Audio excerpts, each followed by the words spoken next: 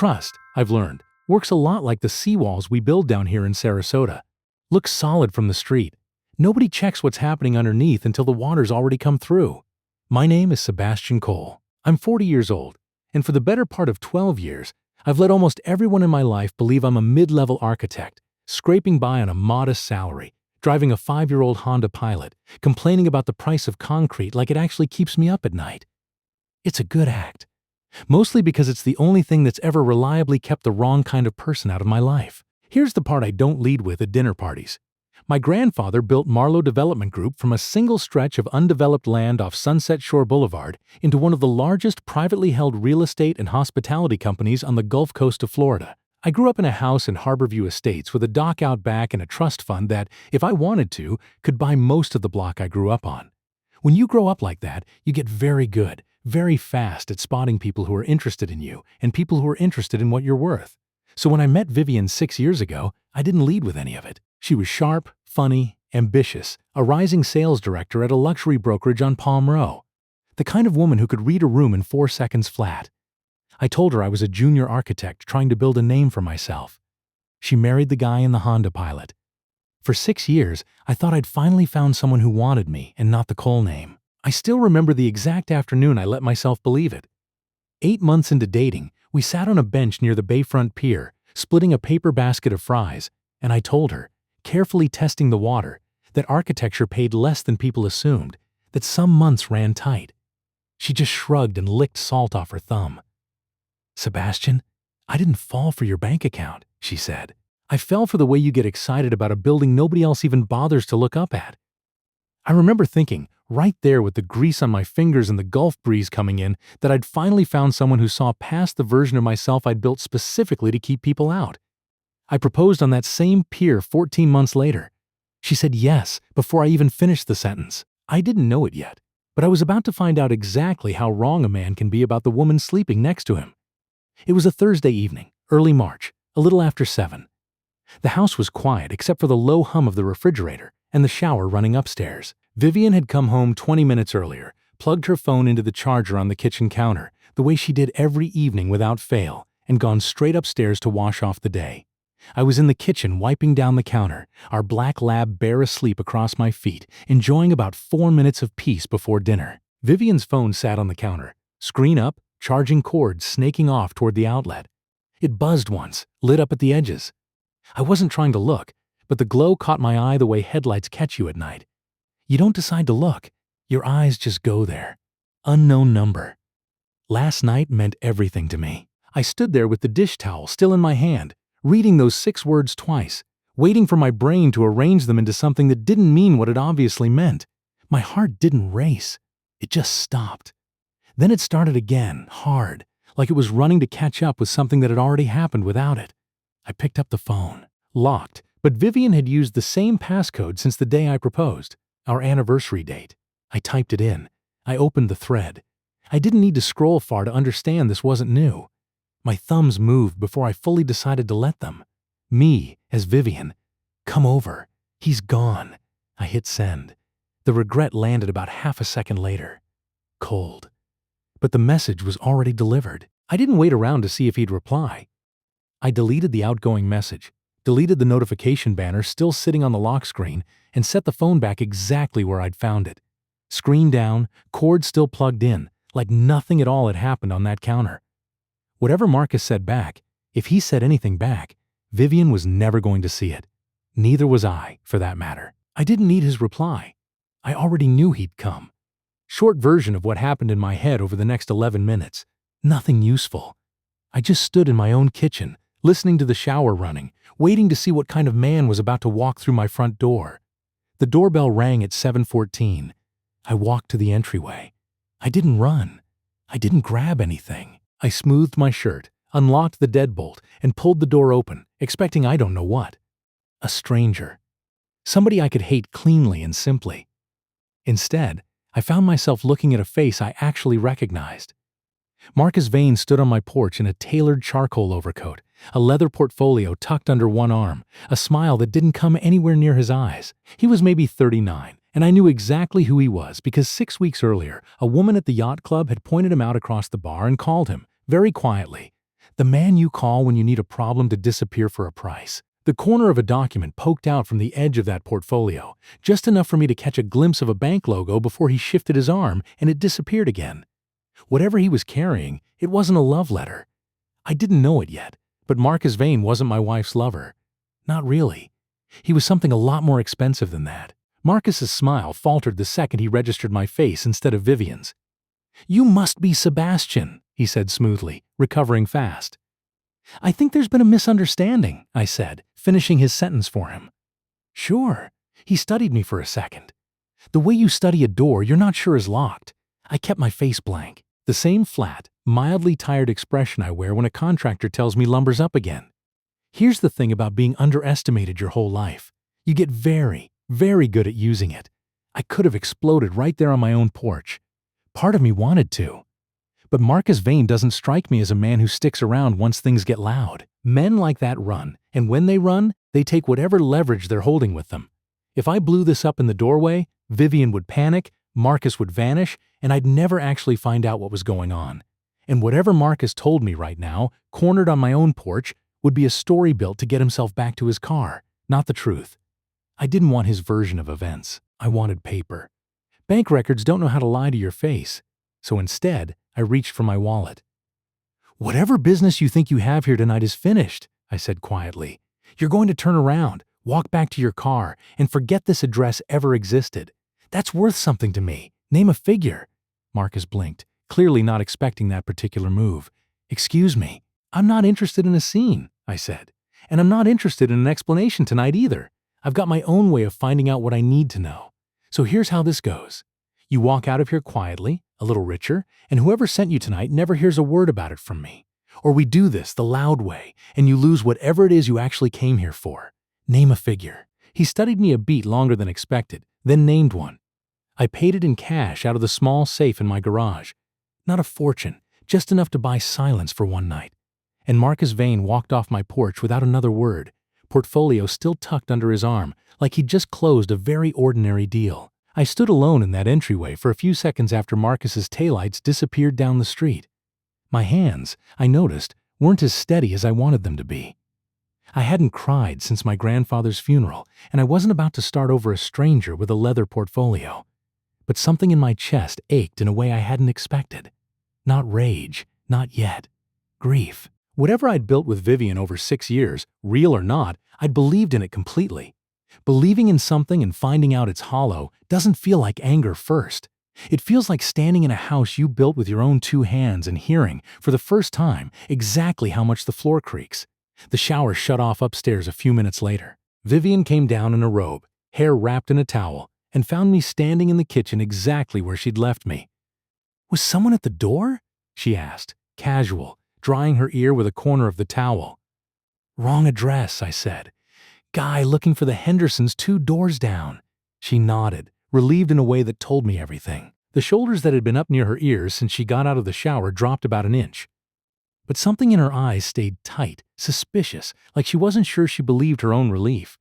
She had no idea I'd just paid her blackmailer to leave. She had even less idea that I already knew exactly who he was. I didn't confront her that night. I made dinner. I asked about her day. I watched my wife of 6 years lie to my face about a stranger at our door, and I smiled and asked if she wanted wine with the salmon. Because here's what I understood standing in that kitchen. Vivian wasn't just cheating. If Marcus Vane was involved, she was being bled dry by a professional. And whatever secret he was holding over her was big enough that she'd rather sleep with a man she was terrified of than tell her own husband the truth. I didn't know yet what that secret was, but I intended to find out before she found out anything at all about me. The next morning, I did something I hadn't done in almost 4 years. I called Walter Bishop. Walter is 61, has managed the Cole family trust since I was 28, and has a voice like a man who spent 3 decades making sure nobody ever gets to surprise him. "Sebastian Cole," he said when he picked up, dry as ever. "To what do I owe this rare pleasure? Did the concrete finally win?" "I need the Vivian file pulled," I said, sitting in my truck in the parking lot of a job site I wasn't actually visiting that day. "Financial disclosures, anything filed with the state, and I need to know if there's been any activity on the house." The joking left his voice instantly. "What kind of activity?" "I don't know yet. That's why I'm calling." "Give me a few hours," Walter said. I'll have something before you need to be anywhere else today." He called back in just under 4. Friday afternoon, I sat across from Walter in his downtown office on Beneva Road, a mahogany table between us covered in more paperwork than I expected for a marriage I thought was, until Thursday, in reasonably good shape. "She took out a second mortgage on the house 4 months ago," Walter said, sliding a document across the table. $240,000. Your signature's on it. I stared at the page. My signature. Close, careful, patient. "Not mine," I said. "I never signed this." "I didn't think you had," Walter said. "It's a good forgery. She's clearly had practice or help." My chest did that thing again. Stopped, then caught up hard. Forgery. My own wife had forged my name on a $250,000 loan, and I'd spent 4 months complaining to her about the price of lumber like a man who genuinely couldn't afford new cabinets. "There's more," Walter said, not unkindly. He pulled a second folder toward himself. "I made a call to an old colleague who handles compliance work for luxury brokerages down here. Vivian worked in Miami before she moved to Sarasota, a firm called Biscayne Point Realty. 3 years ago, an internal audit flagged a shortfall in client escrow accounts she managed. A little over $90,000. The money was quietly repaid before the audit closed. No charges filed, no public record, but somebody kept the paper trail." I sat back in my chair. The pieces slid into place with the kind of quiet click I usually only feel when a structural drawing finally makes sense. "Marcus Vane," I said. "Would be my guess.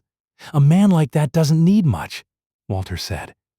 "An old audit file, a few loose ends nobody bothered burning properly. He's not blackmailing her over an affair, Sebastian. The affair is just the delivery system. He's blackmailing her over embezzlement." "How did he even get the audit file in the first place?" I asked. "That's not public record. You said so yourself." Walter flipped a page. "According to my colleague, Vivian told him herself. Early on, before it was blackmail, when it was still just pillow talk. People confess things to a person they think is falling for them. He didn't have to steal the file. He just had to remember what she told him, then track down a copy of the original audit through a contact still working compliance at Biscayne Point. After that, all he needed was a printed copy in a nice leather portfolio and a bar tab expensive enough to make the threat feel personal. That explained the corner of paper I'd caught a glimpse of on my own porch. He hadn't come to my door with love letters. He'd come with proof, the same way he probably always did, enough to remind her exactly what he was holding in case she ever considered saying no to him again. "How much has she actually paid him?" I asked. "Beyond the mortgage." Walter slid over a printed spreadsheet. 11 months of wire transfers out of an account I technically co-owned and never once checked, because why would I, when my wife handled the household finances and I was supposedly the one bringing home the smaller paycheck? Total, just under $310,000, funneled to an LLC registered under the name Vane Harbor Consulting. "She thinks she's protecting a career worth maybe $180,000 a year," Walter said. "She has no idea she's stealing from a trust that clears more than that most weeks." I laughed. It wasn't a happy sound. "She thinks she's bleeding a struggling architect dry to save herself. She's actually just handing away money that won't even show up as a rounding error on the quarterly statement." Walter folded his hands. "So what do you want to do?" "I want to know what he wants next," I said. "Because a man like Marcus Vane doesn't stop at $300 grand. He's going to come back for more. I want to be ready when he does." I sat in my truck in Walter's parking lot for a long time after that. Longer than I told anyone then or since. At some point, I stopped looking at the paperwork entirely and just stared at the dashboard. And for about 90 seconds, I let myself feel exactly how much it hurt. Not the money. It was never really about the money. But the fact that I'd spent 6 years telling myself Vivian was different, and she'd spent 6 years lying to me about something a great deal bigger than an affair. Then I wiped my face, started the engine, and drove home to make dinner, because the act required it, and because some part of me still wasn't ready to stop playing it. 2 days after that meeting with Walter, I called Danny Okafor, my old roommate from the University of Miami, and one of maybe 4 people who've known about the coal money since before Vivian ever existed in my life. Danny runs food and beverage for a resort out on Sunset Shore Boulevard, and he's the only friend I have who still calls me Coal Boy as an insult and somehow means it with love. We met for coffee at a place on Coconut Avenue, the kind of spot where nobody blinks twice at a Honda Pilot parked next to a Bentley. "You look like a man who found out something he didn't want to know," Danny said, sliding into the booth across from me. "That obvious?" You've got the same face you had the day your grandfather's will got read out loud in front of 40 relatives who all thought they deserved a piece of it. I told him all of it. Marcus, the forged mortgage, the escrow shortfall in Miami, the number now hanging over both our heads. Danny didn't say anything for a long moment. You going to forgive her? I don't know yet. You going to ruin her? I turned my coffee cup a quarter turn on the table, watching the steam curl up off it. I'm going to make sure she never gets the chance to do this to somebody who actually can't afford it. Danny nodded slowly. That's not really an answer. No, I agreed. It's not. I didn't know it yet, but by the time I left that coffee shop, I'd already decided exactly how the next 6 weeks were going to go. I just wasn't ready to say it out loud, not even to Danny. I kept the act going for the next 3 weeks. I complained about a client who was slow to pay.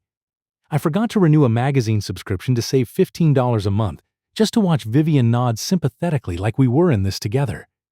I watched her get thinner around the eyes, quieter at dinner, checking her phone with the particular jumpiness of someone waiting for a threat instead of a text. About 2 weeks in, Vivian suggested we go to Sunset Cove Grill, a seafood place on the water she'd always loved, the kind of splurge we hadn't done in months, ever since I'd started tightening the budget. Watching her order the least expensive entree on the menu out of a guilt she had no idea I understood completely was its own strange kind of comedy. You've been quiet lately, she said, swirling her wine, not quite meeting my eyes. Everything okay at work? Clients slow to pay on the Asterero project, I said. You know how it goes? I could, she started, then stopped herself. Never mind. You could, what? Nothing. She set her glass down harder than she meant to. I've been thinking we should cut back on things, just for a little while. I almost laughed out loud.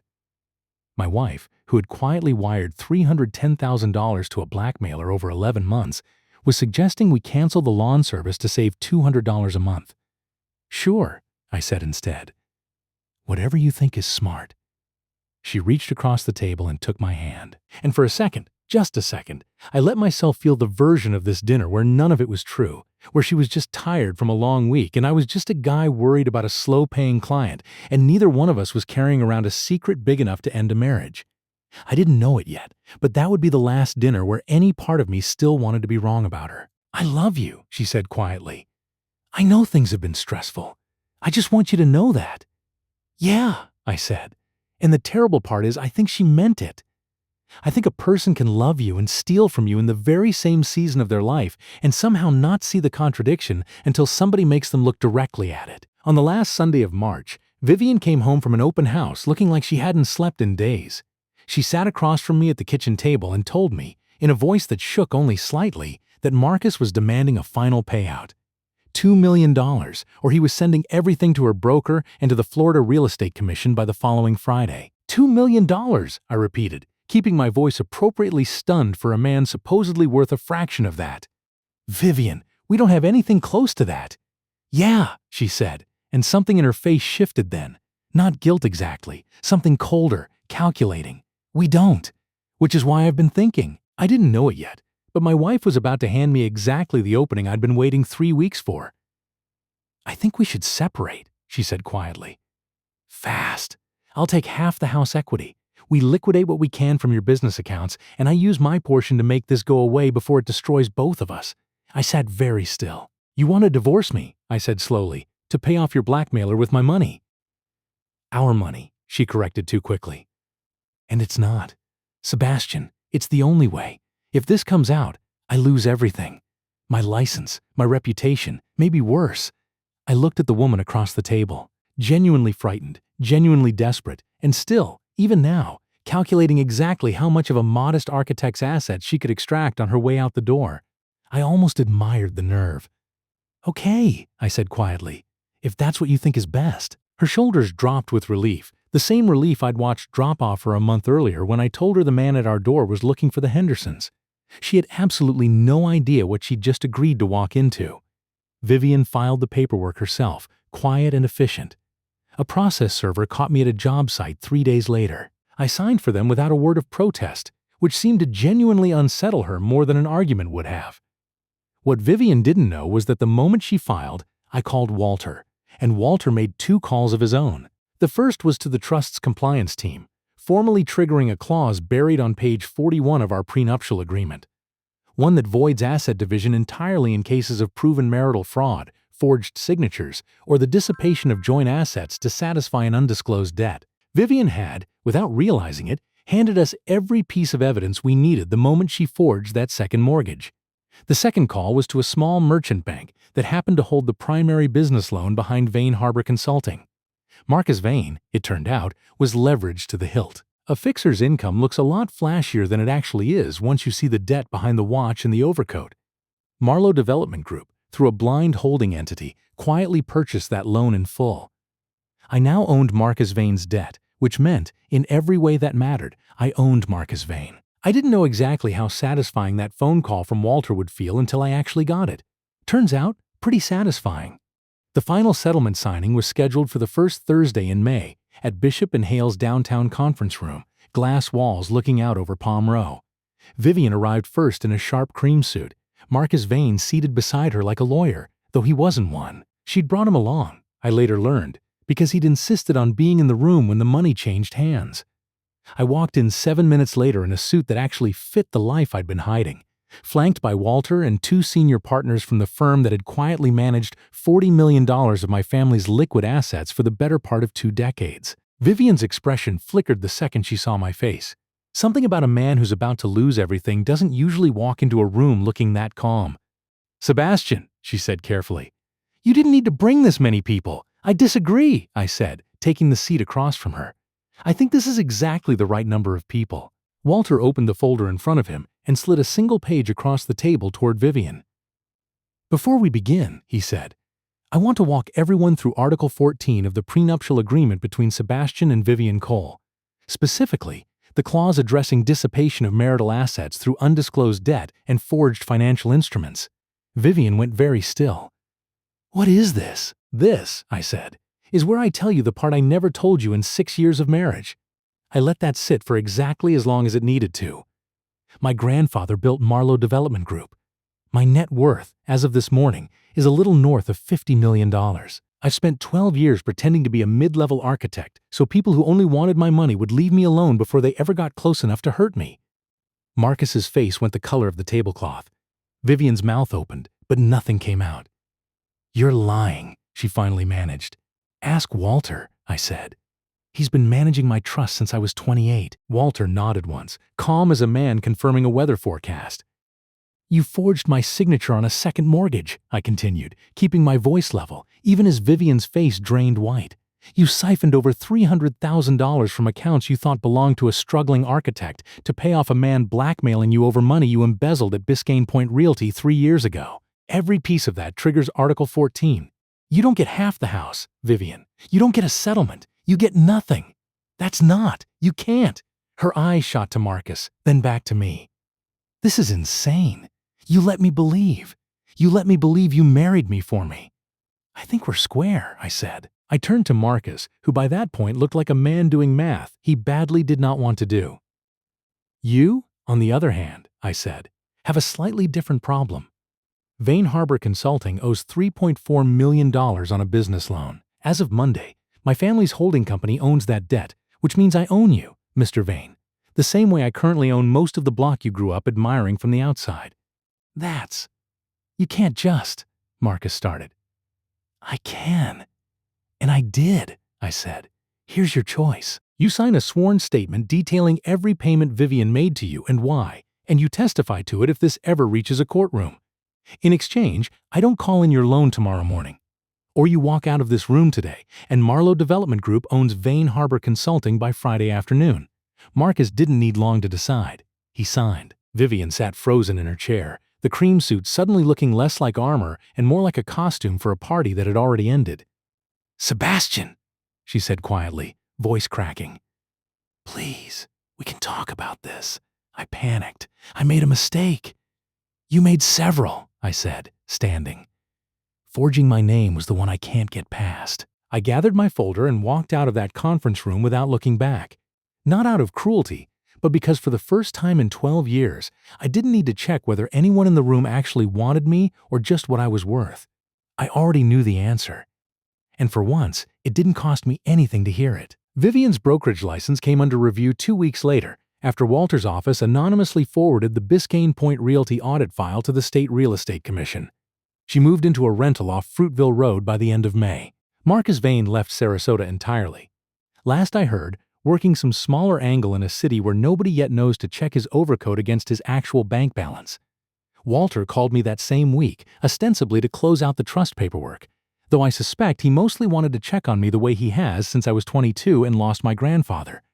"You holding up all right?" he asked, dropping the courtroom voice for something closer to an old family friend. "Working on it," I said, watching Bear chase a lizard across the backyard, blissfully unaware anything in the house had changed at all. "Turns out winning doesn't feel as good as I thought it would." "It rarely does," Walter said. "But it beats the alternative. He wasn't wrong.